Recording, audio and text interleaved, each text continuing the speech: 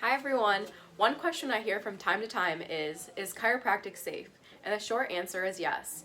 We have safely treated patients of all ages and health backgrounds. The long answer is we take all of our patient safety very seriously in the office. Before a patient can begin care, they will go through a thorough history, an examination of the area of complaint, and x-rays if medically necessary. This will allow the doctor to fully understand each patient's individual needs and assess whether or not chiropractic is right for them. A follow-up will then be scheduled, and the doctor will go over the results and discuss options the patient has moving forward. We look forward to seeing you in the office.